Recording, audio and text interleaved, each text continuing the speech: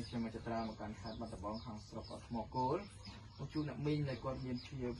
ពិការបាទពិការនិយាយរួមគាត់ពិការតាំងពីកំណើតបាទហើយ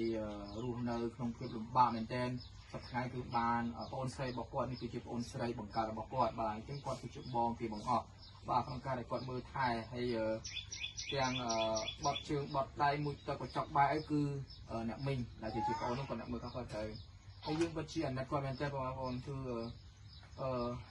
កាយវិការរបស់គាត់គឺมันអាចធ្វើចលនាបានសូម្បីតែនិយាយសូម្បីតែអីនោះគឺពិបាកមែនទែនបងនេះជាភាពជរារបស់គាត់គឺយើងលំបាកមែនទែនបាទមិនមែនជរាតែមួយមុខទេពិការទៀតបាទបងប្អូនបាទនឹងហើយដែលមើលឃើញនៃភាពលំបាកបាទវេទនារបស់អ្នកមីងថ្ងៃនេះខ្ញុំបានពំនាំជាជំនួយរបស់បងប្អូនទាំងអស់ដែលបានចូលរួមជាមួយខ្ញុំទុកសម្រាប់ជួយទៅដល់ស្ត្រីមេម៉ាយចាស់ជារៀងក្មេងកំព្រាហើយយើងចាត់ចែងគឺចំនួន13គ្រួសារហើយឥឡូវនេះជាគ្រួសារទី6ហើយក្នុងការជួយជាគ្រួសារអ្នកមីងបាទត្រឹមគ្រួសារអ្នកមីងគឺទី6ហើយអញ្ចឹងនៅសល់7គ្រួសារទៀតយើងនឹងជួយបន្តបាទហើយក្នុងក៏សូមអរគុណដល់បងស្រីវ៉ាសុផលអរគុណបងបាសាន់ត្រីណាផាន់អរគុណបងស្រីម៉ាលីននិងបងលុតបាទលីនដាបាទលុតលីនដាអរគុណបងប្រុសបាទរ៉េតអូនអរគុណបងស្រីបាទខឿនយីនអរគុណបងស្រីអូនសុកអរគុណដល់អ្នកមីងបាទលីលីវិនីអរគុណដល់បងស្រីបាទទីវអខ្វាអរគុណដល់បងស្រីបាទទីលីម៉ាអរគុណដល់អ្នកមីងបាទសុជីស៊ីនអរគុណបងស្រីអេនណាសុកអរគុណបងបាទស៊ូសានី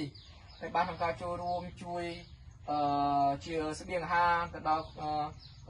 អ្នកមីងផងដែរហើយក្នុងនោះក៏មានការចូលរួមពីព័ន្ធកិច្ចក្រុមផ្សាយនឹងអដែលមានលោកគ្រូអ៊ុនស៊ីណាក៏បានចូលរួមជាដង្វាយគឺ120,000រៀលគឺស្មើនឹង$30ក្នុងការដែលចង់ឲ្យគាត់ហ្នឹងគឺទិញផ្លែឈើឬក៏ទិញជាអ្វីដែលគាត់ចង់ណាមីងបាទហ្នឹងហើយអញ្ចឹងអានេះខ្ញុំជួយមកបំពេញគាត់ផងណាមីងណាហ្នឹងហើយអញ្ចឹងជួយឲ្យគាត់ចង់ផ្លែទៅពាំងបាយជូរផ្លែឈើ